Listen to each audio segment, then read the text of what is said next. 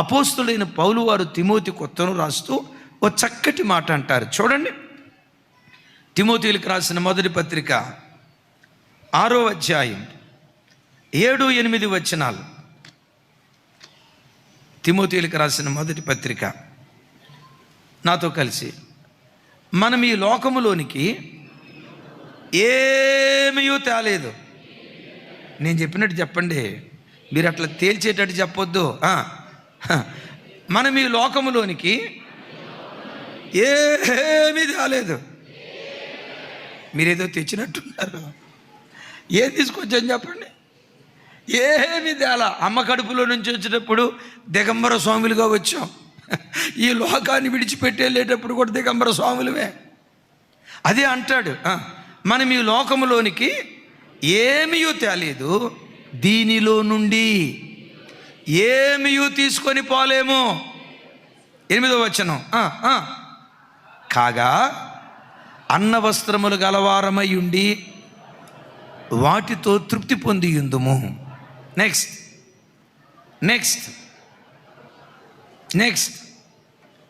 ఆ పై వచనాల్లో అంటాడు, సంతుష్టి సహితమైన దైవభక్తి గొప్ప లాభదాయకం అంటాడు. ఆమేన్. బిడ్డలారా, మన ఆరాధ్య దైవం యేసుక్రీస్తు వారు యోధా గోత్రపు కొదమ సింహం. మనమెవరిమి? ఆయన కొదమ సింహం అయితే మన కుక్క పిల్లలమా? మనం ఎవరిమే? ఆయన కొదమ సింహం అయితే మనం కూడా సింహ పిల్లలమే. సింహానికి ఉన్న గొప్ప గుణం ఎప్పుడైనా చూడండి, అది కలిగి ఉన్న దానితో తృప్తి పడిద్దంటే దాని కన్ను కాకి కన్ను కాదు. కొంతమంది కన్ను కాకి కన్ను ఉంటుంది. వాడు తినేది ఎంత అన్నం, కానీ ప్లేట్లో ఎంత అన్నం ఉండాలో తెలుసా? కొండ. ఈ సైజులో ఉంటే కానీ అప్పుడు వాడు బ్యాటింగ్ కూర్చుంటాడు. తినేది అంతే, కానీ ప్లేట్లో అన్నం ఎట్లా ఉండాలో తెలుసా? పొంగి అట్లా ఉండాలి. కొంతమంది కన్ను కాకి కన్ను ఉంటుంది.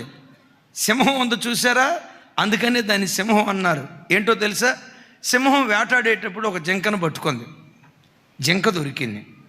ఈ జింకను తినేటప్పుడు ఇంకొక 4-5 జింకలు పక్కొచ్చి నిలబడి చూస్తూ ఉంటాయి. హరే రే రే రే, మన దగ్గరికి వచ్చినారా ఈ జింకలని.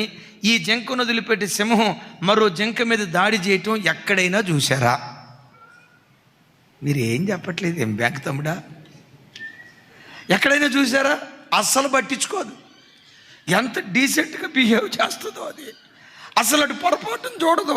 ఇది తింటా ఉంటుందా, పొరపాటున ఆ జింక పిల్లలు వచ్చి అట్లా ఎదురు కనపడ్డా అసలు పట్టించుకోదు. నువ్వెవరో నాకు తెలియదు సిస్టరు, అసలు నీకు నాకు సంబంధం లేదు సిస్టరు.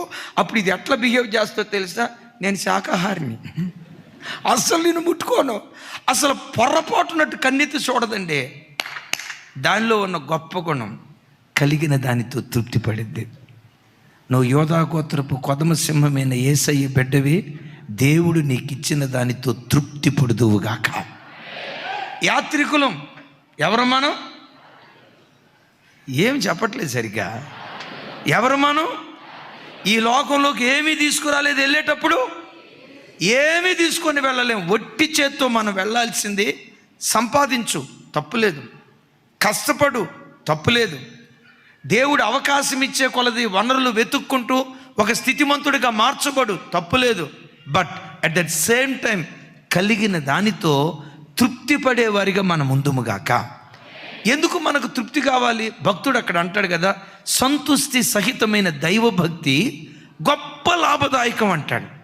సంతుష్టి సహితమైన దైవభక్తి లాభదాయకం అని కూడా అనలా. చెప్పండి, ఏమన్నాడు? గొప్ప లాభదాయకం. ఎప్పుడైనా లైఫ్లో నీకు తృప్తి ఉందనుకో, తృప్తి ఉన్న తోడనే నీ నాలుక ఏం చేస్తో తెలుసా? దేవుని స్తుతించడం ప్రారంభిస్తుంది. దేవా, నువ్విచ్చిన ఉద్యోగం కొరకు స్తోత్రం అయ్యా, నీవిచ్చిన ఇంటి కొరకు స్తోత్రం అయ్యా, నీవిచ్చిన వ్యాపారం కొరకు స్తోత్రం అయ్యా, నాకిచ్చిన ఈ స్థితి కొరకు నీ స్తోత్రం అయ్యా అని ఆ తృప్తితో కూడుకున్న జీవితం స్తుతి వైపు నిన్ను నడిపించడం ప్రారంభిస్తుంది. తృప్తి లేని జీవితం అనుకో, తృప్తి లేని జీవితం ఏం చేస్తా తెలుసా? ఏమిచ్చాడు దేవుడు నాకు, ఏమిచ్చాడు దేవుడు నాకు?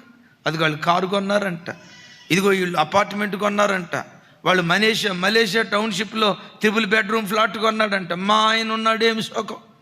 నాకు ఒక భర్త దొరికాడు, ఏమి శోకం అని 24 గంటలు సనిగి ఆనందంగా ఉండాల్సిన కాపురాన్ని సంత చేసుకుంటారు కొంతమంది. సనుగుడు ఎక్కడుంటుందో సాతాను అక్కడ ఉంటాడు. మీరు ఈ మాట వినండి, సనుగుడు ఎక్కడుంటుందో సాతాను అక్కడ ఉంటాడు, స్తుతి ఎక్కడుంటుందో దేవుడు ఆ స్థలంలో సంచరించటం ప్రారంభిస్తాడు. కొంతమంది ఉంటారు ఎప్పుడు సనుగుడు, నసరాజులు ఎప్పుడు ఏదో ఒకటి కొడుగుతూ ఉంటారు. ఒక తల్లి అంటుంది, అన్నయ్య మా ఆయనతో నేను కాబట్టి ఏడుస్తూ ఉంటుంది, నేను కాబట్టి కాపురం చేస్తాను కానీ అన్నయ్య ప్రపంచంలో ఏ ఆడమనిషి కాపురం చేయదు అన్నయ్య. ఏమమ్మా నీకు వచ్చిన బాధ? అన్నయ్య భోజనానికి వస్తాడా, కూర్చున్నాడంటే చాలు ఇన్ని కరేపాకులు వేస్తారా, ఇన్ని కొత్తిమీర గింజలు వేస్తారా? ఉప్పు ఎక్కువైంది, కారం తక్కువైంది, నూనె ఎక్కువైంది. భోజనాన్ని కూర్చున్నాడంటే అన్నయ్య నా వల్ల కాదన్నయ్య. మరలా భోజనాన్ని కూర్చునే ముందు మళ్ళీ ప్రార్థన చేసుకుంటాడంట, నీవిచ్చిన ఆహారము కొరకై. ఇక నువ్వు స్తోత్రం అన్న తర్వాత సనిగితే అదేం ప్రార్థన? ఎప్పుడు ఒకటి నేర్చుకో, కారపు మెతుకులు నీ ముందు పెట్టిన తృప్తిగా తిను, బిర్యానీలో కూడా దొరకనంత సంతోషం దేవుడిస్తాడు. మీరు ఎట్టున్నారంటే అట్టయ్య గారు బిర్యానీయే. మీకు తెలుసా, ఆ తృప్తి నీకుంటే నీ రేకులిల్లే పరలోకంలాగా నీకు కనపడిద్ది. 4 కాళ్ళు ఉంటాయి కుర్చీలకి, కానీ నీ ఇంట్లో ఉన్న కుర్చీకి 3 కాళ్ళు ఏమన్నా, ఒకటి ఇరిగిపోయింది. ఆ 3 కాళ్ళ కుర్చీ మీద కూర్చున్నా నీకు ఎట్టుంటుందో తెలుసా? బంగారపు సింహాసనం మీద కూర్చున్నట్టుంటుంది. తృప్తి నీకు లేకపోతే బంగారు సింహాసనం మీద కూర్చోబెట్టినా, గమనించండి, నేను వజ్రపు సింహాసనం కొనొచ్చుగా. తృప్తి లేని జీవితానికి మించిన నాశనం ఇంకోటి లేదండి. ఒక ఆయన అంటాడు, ఈ భూలోకంలో అందరికంటే ధనవంతుడు తృప్తి కలిగిన వాడు, ఈ లోకంలో అందరికంటే పేదోడు. ఖాళీ పూర్తి చేయండి. ఇంకా ఎప్పుడు యాత్రికులు మనం. నా జీవితంలో కొందరి మరణాలు గుండెలను కదిలించాయి. ఓ రకంగా జీవితం మీద విరక్తి అని అనలేను, కానీ లోకంలో ఏముంది ప్రభా, బ్రతికిన కాలమంతా పరలోక రాజ్యానికి ఆయత్తపడుతూ నేను బ్రతకాలి, ఇదొక్కటే కళ్ళ ముందుంది. నన్ను కదిలించిన భయంకరమైన సంఘటనలు చెప్పమంటారా? సమైక్య తెలుగు రాష్ట్రాలకు గొప్ప ముఖ్యమంత్రి వైఎస్ రాజశేఖర్ రెడ్డి గారు అద్భుతమైన పరిపాలన అందించారు. భారతదేశం ఆయన మీ అందరికీ తెలుసు. ఆయన చనిపోయిన విధానం ఉంది చూసారా? చనిపోయిన తర్వాత ఆయన శరీరాన్ని హెలికాప్టర్తో తాడులతో కట్టి ప్లాస్టిక్ సంచులతో లేవనెత్తిన దృశ్యాలు ఉన్నాయి చూశారు. ఏముందర బ్రతుకు ఇంతేగా. ఎప్పుడు ఎక్కడ ఏ రోజు ఈ యాత్ర ముగిస్తామో తెలియదు. ఎందుకు ఈ జీవితం కోసం ఆరాటం? వాడిని ముంచి ఈడిని ముంచి, వాడినోళ్ళు కొట్టి ఈడినోళ్ళు కొట్టి అక్రమ మార్గాలు ఎందుకు ఈ జీవితం అంతా? మనం బ్రతికిన కాలంలో ముద్దన్నం దేవుడు పెట్టడా? నీ కడుపును పుట్టిన పిల్లలు పెట్టకపోయినా నీ దేవుడు నీకు అన్యాయం చేయడం. సింహపు పిల్లలైనా లేమితో ఆకలితో అలమటిస్తాయేమో కానీ యెహోవాను ఆశ్రయించు వారికి. మేము ఉండే ప్రాంతంలో పలనాటి పులి అని పిలిచేవారు కోడెల శివప్రసాద్ గారిని. పల్నాటి పులి డాక్టర్ గారు ఆయన. ఆంధ్ర ప్రాంతం విడిపోయిన తర్వాత అసెంబ్లీకి మొట్టమొదటి స్పీకర్ కోడెల శివప్రసాద్ గారు. బాధాకరం ఏంటో తెలుసా? ఓ చిన్న గదిలో ఉరేసుకుని చచ్చిపోయాడు. ఏముంది జీవితం? ఎందుకు దురాశ? అది సంపాదించి ఇది ఉన్నదానితో తృప్తి పడకుండా ఎందుకు చెడ్డ మార్గాలు గుండా వెళ్ళటం?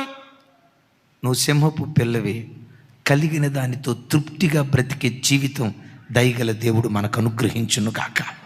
చప్పలు కొడుతూ స్తోత్రాలు చెప్దాం.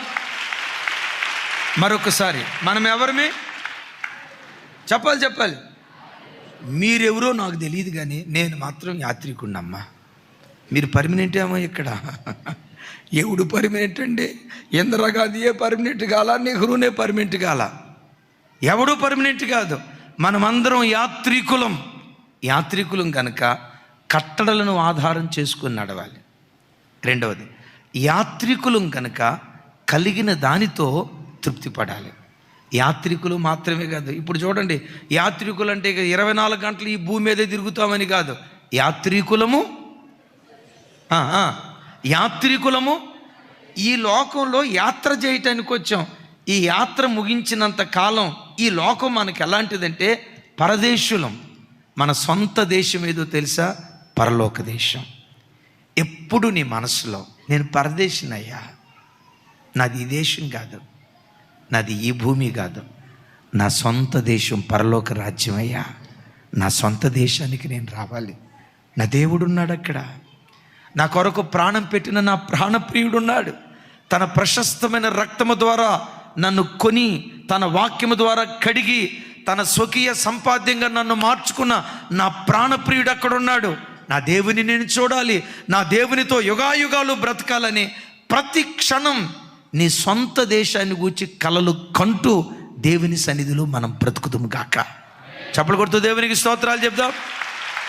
అయితే పరదేశి ఎలా బ్రతుకుతాడో చెప్తాను. ఇందాక యాత్రికుడు ఎలా బ్రతుకుతాడో చెప్పాను. పరదేశి ఎలా బ్రతుకుతాడు చూడండి. పేతురు పత్రిక 1వ అధ్యాయం 17వ వచనం. పేతురు పత్రిక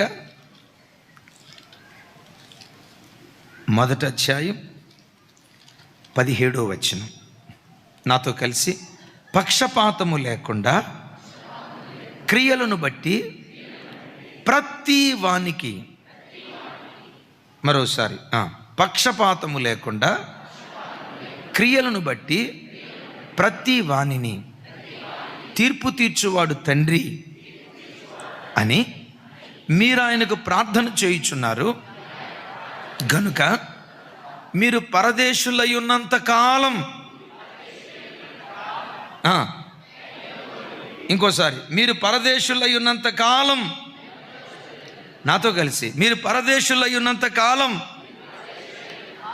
ధైర్యంగా బ్రతుకుడి. ఏమని రాసింది? మీరు పరదేశులై ఉన్నంత కాలం భయంతో బ్రతకండి అంటాడు. చూడండి, ఎప్పుడైనా పొరుగురు వెళ్ళామనుకోండి, ఆ పొరుగురు వెళ్ళినప్పుడు ఆ ఊర్లో యథేచ్ఛగా మనం తిరుగుతామా? ఒకవేళ పిల్లలు అట్లా తిరగబోతూ ఉంటే, రేయ్ మన ఊరు కాదురే, ఇదే పొరుగురు వచ్చాం, అట్లా తిరగవద్దురా, ఇది మన సొంత ఊరు అనుకున్నావా, ఇంట్లోపలికి వచ్చాయి అని అంటారు. అదే సొంత ఊర్లో ఎట్లా తిరుగుతారు? అడి కొనటానికి ఇల్లు లేకపోయినా ఊరంతా నాదే అంటాడు. మీకు తెలుసా? ఊరంతా నాదే అంటాడు. మనం ఈ భూమి మీద ఎవరిమి? నాకు ఈ అనుభవం బాగా ఎక్కువ, ఇది నాకు బాగా అర్థం. మా తండ్రి గారికి చిన్న ఉద్యోగం, ట్రాన్స్ఫర్లు అవుతూ ఉండేవి. ఈ ఊరు వదిలిపెట్టి ఇంకొక ఊరు వెళ్తే, ఎప్పుడైనా పిల్లలతో ఆడుకుందామని బయటికి వెళ్తే చాలు మా అమ్మ వచ్చేది, రేయ్ ఇది మన ఊరా, ఇలా మన చుట్టాలా, మన పొరుగు రోజు లోపలికి వచ్చా అని. గమనించండి, పొరుగురు వెళ్ళిన ప్రతివాడు, పరదేశీ స్థలంలో ఉండే ప్రతివాడు తను బ్రతికే చోట ప్రతి క్షణం ఎలా బ్రతుకుతాడో తెలుసా? భయంతో బ్రతుకుతాడు, భయంతో బ్రతుకుతాడు, భయంతో. దైవజన్మ, ఎప్పుడు నీ గుండెల్లో దైవ భయం నీ గుండెల్లో గూడు కట్టుకుని ఉండును కాక. ఓ మాట చూడండి, ఒక మాట మాట్లాడేటప్పుడు, నా నోటి మాటను బట్టి దేవుడు తీర్పు తీరుస్తాడు కదా, నా నోటిని జాగ్రత్తగా కాపాడుకోవాలి. కాని మాట ఏది నా నోట రాకూడదు. ఒక మాట మాట్లాడేటప్పుడు కూడా భయంతో మాట్లాడాలి. దేవుని బిడ్డలో వరలకూడదు. నోటికి ఏ మాట పడితే ఆ మాట, అద్దు అదుపు లేకుండా ఏ మాట పడితే ఆ మాట ప్రభు బిడ్డలు మనం మాట్లాడకూడదు. ఎందుకో తెలుసా? రేపు తీర్పు దినాన నోటి మాటను బట్టి దేవుడు తీర్పు తీరుస్తాడట. చెప్పండి, దేని బట్టి?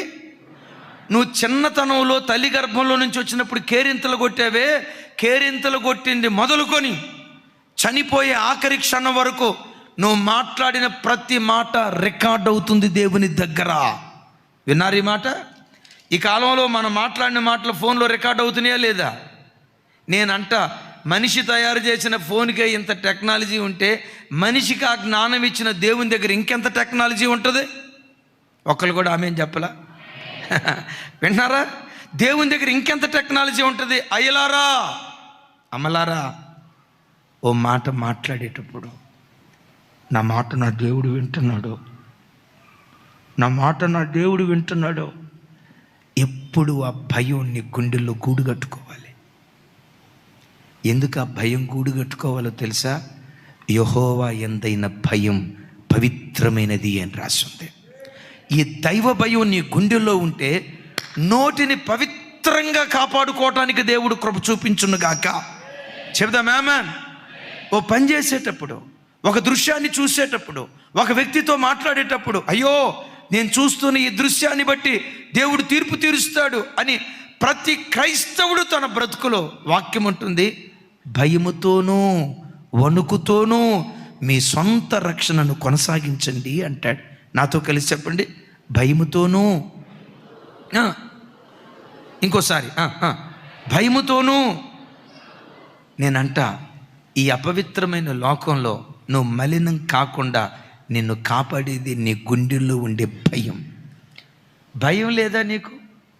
భయం విడిచిన వ్యక్తి అనుకో, ఏ పని చేయటానికైనా, ఏ మాట మాట్లాడటానికైనా వెనుకాడం. మేము మన సేవ ప్రారంభ దినాల్లో షాపూర్లో సిఎంఆర్ అపార్ట్మెంట్లో ఉండేవాళ్ళం. ఆ రోజుల్లో పావురాలు పెంచుదామని 2-3 పావురాలు పెంచాం. ఈ పెంచుతా ఎక్కడో వీడియోలో చూసినట్లుగా మనం ఎట్లా అంటే పావురం ఎగురుకుంటా వచ్చి మన చేతుల మీద వాలాలి, ఇట్లా పావురాలకి మనకు ఉండాలని చెప్పి ఎక్కడో చూసిన దృశ్యాలు మనసులో ఉంచుకొని రోజు వాటి గింజలేస్తా ఇట్లా అంట. మనం ఎట్లాంటి కిలోమీటర్ పరిగెత్తుతుంది అది. ఆ గింజలు తినేటప్పుడు కూడా ఎప్పుడైనా చూడండి, పావురాలు గింజలు తినేటప్పుడు చూడండి ఎట్లా తింటాయో తెలుసా? ముక్కుతో పెటామని గింజలు పొడుస్తాయా? పొడిచిన వెంటనే ఏం ముంచుకుపోతుందో అడావిడికి అటు ఇటు చూస్తుంది. అంటే ఎవరైనా నన్ను చూస్తున్నారని. ఎవరూ లేరంటే మరలా పొడుస్తుంది గింజల్ని. తర్వాత ఏం చేస్తుంది? మనం పట్టుకోవాలని వెళ్తే కిలోమీటర్ పోతూ ఉంటుంది. నాకు అప్పుడు అర్థమైంది ఏంటో తెలుసా? పావురం తాను కాపాడబడటానికి దానికి ఉన్న భయమే దాన్ని కాపాడుతూ వచ్చింది. వినారీ మాట? దానికి ఉన్న భయమే. నన్ను ఎవడేం చేస్తాడు, నేను ఫ్రీగా, నన్ను ఎవడు ముట్టుకోలేడు, నన్ను ఎవడో పట్టుకోలేడని భయం లేకుండా ఉందనుకో. అంటారు కదా, భయం లేని బయలే భయం లేని కోడి ఏదో అంటారు కదా. భయం లేని కోడి బజార్లో గుడ్డు పెట్టిందంట. తెలుసా మీకు ఈ సామెత? ఈ భయం లేనివాడు ఏమన్నా మాట్లాడతాడు. దైవజనమా, మీ అన్నగా చెప్తున్నా, దేవుని ప్రతినిధిగా చెప్తున్నా, నా నోటిని జాగ్రత్తగా కాపాడుకుంటా, చాలా జాగ్రత్తగా కాపాడుకుంటా. ఓ మాట మాట్లాడేటప్పుడు నేను ఇప్పుడు మాట్లాడిన మాట రేపు తీర్పు దినాన దేవుడు నిలవబెడతాడు. నా పెదవుల్లో నుంచి బయలుదేరిన మాటను బట్టి దేవుడు నన్ను లెక్కడుగుతాడని ఆ భయంతో తప్పకుండా బ్రతుకుతా. ఎందుకో తెలుసా? ఈ తీర్పు తీర్చే దేవుడు ఎవరో తెలుసా? చెప్పాలి ఆ మాట. పక్షపాతము లేకుండా వాని క్రియలను బట్టి దేవుడు తీర్పు తీరుస్తాడట. అంటే తీర్పు తీర్చేటప్పుడు దేవునికి ఏముండదు? చెప్పాలి. దేవునికి ఏముండదంటే పక్షపాతం ఉండదు. అయ్యో ఈయన జెరిమియా పాస్టర్ గారు అండి, ఎంతమందికి వాక్యం చెప్పాడండి, ఇన్ని ప్రాంతాలకు వెళ్ళాడండి, కాబట్టి జెరిమియా పాస్టర్ గారిని కాస్త నేను చూసి ఉండదు. అది దగ్గర రాజుకు ఎలా తీర్పు తీరుస్తాడో నాకు అలాగే తీర్పు తీరుస్తాడు. నాకు ఎలా తీర్పు తీరుస్తాడో పక్షపాతము లేకుండా మన ఒక్కొక్కరికి దేవుడు తీర్పు తీరుస్తాడు. అమ్మో ఈమె సీనియర్ మోస్ట్ విశ్వాసం అండి, ఇప్పుడు ఎమ్మాన్యుయల్ చర్చికి వచ్చే విశ్వాసం అండి, ఐపీసీ చర్చికి వచ్చే విశ్వాసం అండి, టీపీఎంకి వచ్చే విశ్వాసం అండి. నో. దేవుడు పక్షపాతము లేకుండా వాని క్రియలను బట్టి దేవుడు తీర్పు తీరుస్తాడు. ఓ మాట చెప్తాను, ఎమ్మాన్యుయల్ మినిస్ట్రీస్ మిమ్మల్ని పరలోకానికి చేర్చదు, మీ ప్రవర్తనే మిమ్మల్ని పరలోకానికి చేరుస్తుంది. సమస్త ప్రపంచంలో ఏ సంస్థ, కొంతమంది పాస్టర్ గారు అనొచ్చు, మా చర్చికి రండి మీకు పరలోకం గ్యారంటీ, టికెట్లు మనోడి దగ్గర ఉన్నట్టు చెప్తాడు. అసలు బోధించేవాడికి పరలోకం ఉందో లేదో ఎప్పుడు తెలిసింది? రేపు అక్కడ తీర్పు దినాన నిలవబడితే కానీ అప్పుడు తెలుస్తుంది. ఇమాన్యుయల్ మినిస్ట్రీస్లో వాక్యం బాగుండి ఉండొచ్చు, కానీ ఒకటి, ఆ వాక్యానుసారంగా బ్రతికితేనే పరలోక రాజ్య కటాక్షం నీకు కలుగుతుంది. ఎందుకో తెలుసా? ఈ దేవుడు తీర్పు తీర్చేటప్పుడు పక్షపాతము లేకుండా, ఇప్పుడు మనం ఉన్నామమ్మా, మన తీర్పు ఎట్లా ఉంటుంది? అబద్ధం ఆడకుండా చెప్పండి, ఏమండి? వేరు వేరు, మన ఇంటి వాళ్ళకి ఒక తూనిక, బయట వాళ్ళకి ఒక తూనిక. మన తీర్పుల్లో పక్షపాతం ఉంటుంది. ఆ మధ్య తల్లి కూతురింటికి వెళ్ళిందట, అద్భుతం. కూతురు లేవక మునిపి అల్లుడు లేచాడట, అంట్లన్నీ కడిగేశాడట. కూతురు లేవక మునిపి కాఫీ కూడా పెట్టేశాడట. కాఫీ పెట్టి కూతురు దగ్గరికి వచ్చి అంటాడంట, రేఖ, ఈ కాఫీ తాగి నా గీత మార్చు రేఖ అని కాఫీ ఇస్తామంటే తల్లి అనుకుందంట, అబ్బబ్బబ్బబ్బ, నా అల్లుడు బంగారం, నా అల్లుడు బంగారం, అబ్బా నా కూతురు కాపురం సూపరం అని 4 రోజులో వారం రోజులో ఉందట. అద్భుతం. బట్టలు ఉతికేది అల్లుడే, బట్టలు ఆరేసేది అల్లుడే, కూరగాయలు కట్ చేసేది అల్లుడే, డ్యూటీకి వెళ్ళేది అల్లుడే, జీతం తెచ్చేది అల్లుడే, చివరికి కూతురుకి కాఫీ పెట్టేది కూడా అల్లుడే. అల్లుడిని చూసి అనుకుందంట, నా అల్లుడు బంగారం, కాపురం అంటే నా కూతురుది అని సంతోషంగా వెళ్ళిందట. ఎక్కడికి? మీకెడ తెలిసింది? కొడుకింటికి వెళ్ళిందట. విచిత్రం, కొడుకింట్లో సేమ్ యాజ్ ఇట్ ఈజ్ ఇదే. ఏంటి ఏంటి చెప్పండి? కోడలు లేవక మునిపే కొడుకు కిచెన్లోకి వెళ్ళ, రుద్దు, అంటులు రుద్ద, కాఫీ పెట్ట. ఈ అమ్మాయి పేరు గీత, ఆ అమ్మాయి పేరు రాక, ఈ అమ్మాయి పేరు గీత. గీత కాఫీ తీసుకొచ్చే తాగు అంటే అద్భుతం, పాసిముఖంతో కాఫీ తాగేదట. అసలు ఇటు పొల్లు అటు పెట్టదంట, అటు పొల్లు ఇటు పెట్టదంట. విచిత్రం చూడండి, ఇటు పొల్లు పెట్టదా అటు అసలు అట్లా పొరపాటున. మీరందరూ కొంతమంది ఎట్ట చూస్తున్నారంటే, వాళ్ళ ఇంట్లోనే కాదన్నా, కొంతమంది నిజమే. ఆ మధ్య ఒకడు పొద్దున్నే భార్య అందట, కాఫీ పెట్టుకురా. అరే నీకు భర్త అంటే ఇతనాభి గర్వం, ఇతనాభి గౌరవం ఉన్నాయి నీకు, మరి ఎంత నీచంగా అడుగుతా? చాగా, నాకు తెలిసిన లాయర్ ఒకడు ఉన్నాడు, పోయి విడాకులు తీసుకుంటా, నాకు లాయర్తో మాట్లాడతానని స్పీడ్గా పరిగెత్తుకుంటే వెళ్ళట్టు లాయర్ దగ్గరికి. పావు గంట తర్వాత స్పీడ్గా పరిగెత్తుకుంటూ వచ్చి కిచెన్లోకి వెళ్ళి కాఫీ పెట్టుకొచ్చి భార్య తీసుకొచ్చేస్తున్నాడంట. ఆవిడకి అర్థం కాక అడిగిందట, విడాకులని వెళ్ళేవు కదా లాయర్ దగ్గరికి, ఏవైనా విడాకులు అంటాడంట. విడాకులని లాయర్ దగ్గరికి వెళ్తే లాయర్ బట్టలు ఉతుకుతున్నాడు. ఆడ్ లైఫ్ కంటే నా లైఫే బెటర్ అని చెప్పి, నాది కాఫీ వరకే. ఇంటింటికో కథ.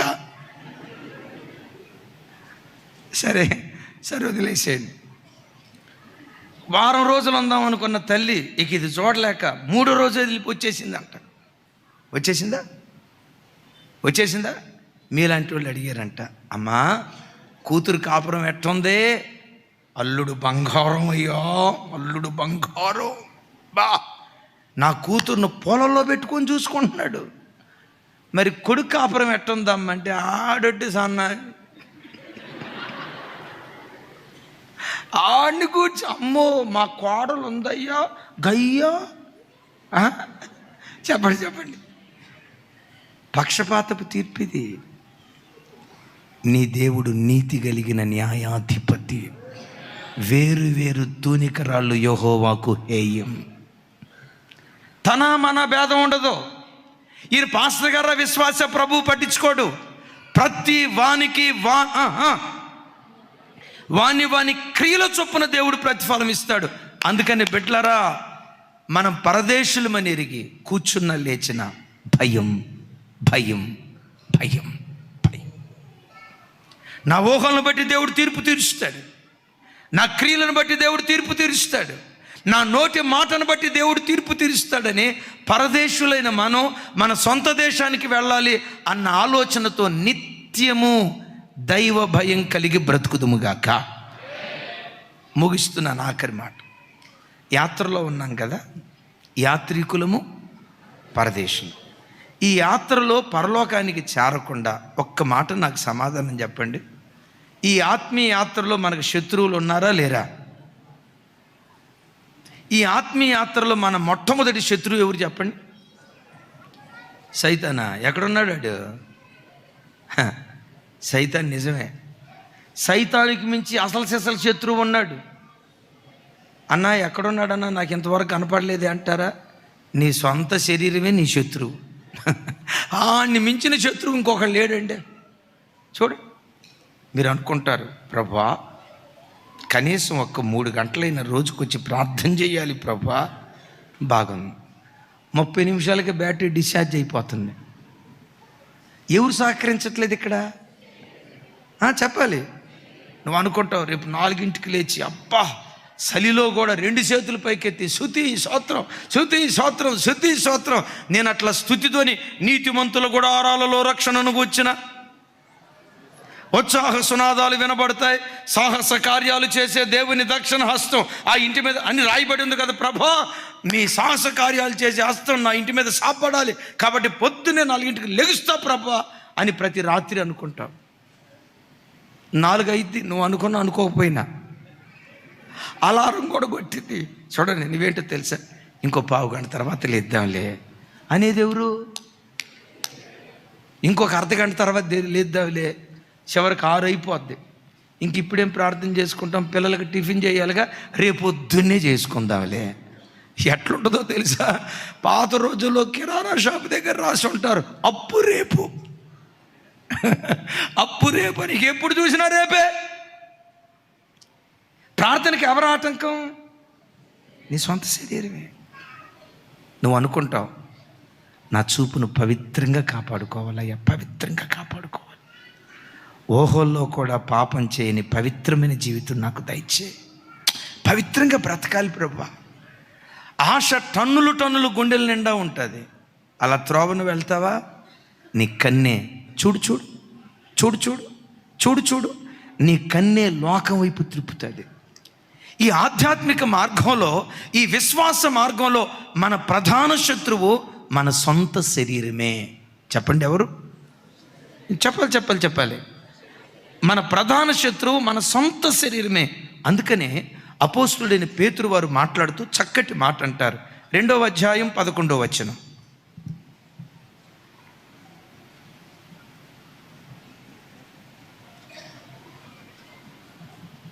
2వ అధ్యాయం 11వ వచనం.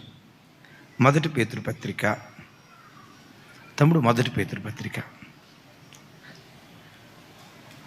నాతో కలిసి. ప్రియులారా, మీరు పరదేశులను యాత్రికులనై ఉన్నారు గనుక ఆత్మకు విరోధముగా పోరాడు శరీరాశలను విసర్జించి.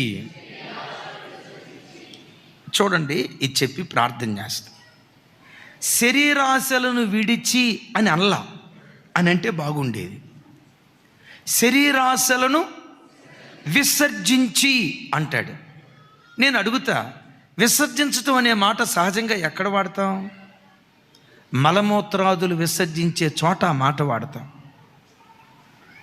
మలమూత్రాదులు విసర్జించారు అనే పదం, విసర్జన అనే పదం అక్కడ వాడతాం. శరీరాశలను విసర్జించి అని ఎందుకు అంటున్నాడు? మలమూత్రాదులు ఎంత అసహ్యమైనవో నీ శరీరాన్ని నిలుబడి చేసే శరీరాశలు కూడా అంతే అసహ్యమైన వాటిగా నువ్వు ఎంచాలి. అంతకంటే ఇంకో మాట చెప్పమంటారా? శరీరంలో విసర్జించాల్సింది ఆ సమయంలో విసర్జించకపోతే ప్రాణం ఆయాసపడుతుంది. ఏ శరీరపు ఆశలు నీలో స్టాక్ ఉండిపోయినా నెమ్మదిగా నువ్వు బ్రతకలేవు, సుఖంగా నువ్వు బ్రతకలేవు, సౌఖ్యంగా బ్రతకలేవు. కలవరం కలవరం కలవరం, ఆ కలవరాల మధ్యలోనే నువ్వు పీడించబడతావు. దైవజనమా, శరీరాశలు ఆ అసహ్యకరమైన వాటితో సమానంగా పోలుస్తూ శరీర దురాశలను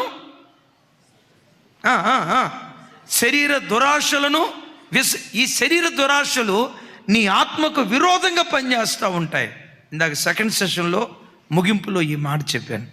ఈ శరీర దురాశలను జయించటం సహజంగా మన వల్ల కాదు. మరి ఎలా అవుతుంది?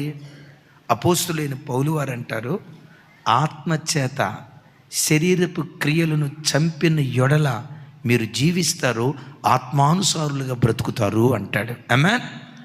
అంటే ఈ శారీరక క్రియలను చంపాలంటే మన చేతులతో నేను చంపేస్తా నిన్ను అట్లా చంపితే చంపబడేవి కాదు శరీర క్రియలు. దేని ద్వారా చంపాలో తెలుసా? పరిశుద్ధాత్మ శక్తి ద్వారా. ఏ వ్యక్తి అయితే ఆత్మచేత నడిపించబడతాడో ఆ ఆత్మే వానిలో ఉన్న శరీరపు క్రియలన్నిటినీ చంపి ఆ వ్యక్తిని పరదేశిగా దేవుని కొరకు నిలవబడుతుంది. ఎవరి మనం ఈ లోకంలో? యాత్రికులం, పరదేశులం. ఇంకోసారి చెప్పమంటారా? ఆ యాత్రికుడు ఎక్కడ దిగాలో స్టేజీ తెలుసు, స్టేషన్ ఎప్పుడు వస్తుందో తెలుసు, ఇంకో గంట 2 గంటల తెలుసుకోగలుగుతాడు. కానీ ఈ యాత్ర ఎప్పుడు ముగిస్తామో నాకు తెలియదు, మీకు తెలియదు. కానీ ఎప్పుడు గుండెల్లో ఉండాల్సిందేంటో తెలుసా? దేవా, నేను ఇక్కడ కళ్ళు మూస్తే పరలోకంలో కళ్ళు తెరిచే భాగ్యం నాకు దయచేయ్యా, నీ ముఖదర్శనం చేసే భాగ్యం నాకు దయచేయని యాత్రికులమని ఎరిగి ప్రతి క్షణం దేవుని కట్టడలు ముందు పెట్టుకొని నడుచుదుంగాక. యాత్రికులమని ఎరిగినటువంటి మనం కలిగిన దానితో తృప్తిగా బ్రతుకుదుంగాక. పరదేశులమని ఎరిగిన మనం ప్రతి క్షణం భయంతో బ్రతుకుదుంగాక. పరదేశులమని ఎరిగిన మనం శరీరపు దురాశలను చెప్పండి. ఎందుకు శరీరపు దురాశలను విసర్జించాలో తెలుసా? మనం చనిపోయిన తర్వాత శరీరం మనతో రాదు, ఆత్మే వస్తుంది. మేలు పొందిన శిక్షను అనుభవించిన ఏది? ఆత్మే. శరీరంతో పాపం చేశాం, శిక్ష అనుభవించేది ఆత్మ. కనుక నీవు నేను శరీరం కాదు, మనము ఆత్మయ్యున్నాము. మరోసారి చెప్పండి ఆమేనని. మనము ఆత్మో కాదో మనకు అర్థం కావాలంటే, ఎవరైనా చనిపోయిన వ్యక్తి దగ్గరికి వెళ్ళి ఏడ్చేటప్పుడు అందరూ ఏడుస్తారు, అయ్యా మమ్మల్ని విడిచిపెట్టి వెళ్ళిపోయావా, మమ్మల్ని అనాథం చేసి వదిలిపెట్టి వెళ్ళిపోయావా, విడిచిపెట్టి వెళ్ళిపోయావా అంటాం కదా. చూడండి, అప్పుడున్న మనిషి శరీరం ఇప్పుడు ఉందా లేదా? అప్పుడున్న తల ఇప్పుడు ఉందా లేదా? కాళ్ళు చేతులు ఇప్పుడు ఉన్నాయా లేవా? మనిషి అంతా అక్కడే ఉన్నా ఏమంటాం? వెళ్ళిపోయావా అంటాం. వెళ్ళిపోయింది ఎవరు? ఆత్మ. అంటే మనం ఎవరిమి? శరీరాలం కాదు, ఆత్మలం. శరీరానుసారంగా మనం ప్రవర్తించడానికి శరీరానికి మనం రుణస్థులము. మనం ఎవరమంటే ఆత్మ. ప్రతి క్షణం ఆత్మదాహం కలిగి పరదేశులుగా, యాత్రికులుగా పరలోక రాజ్యానికి సిద్ధపడుదుముగాక.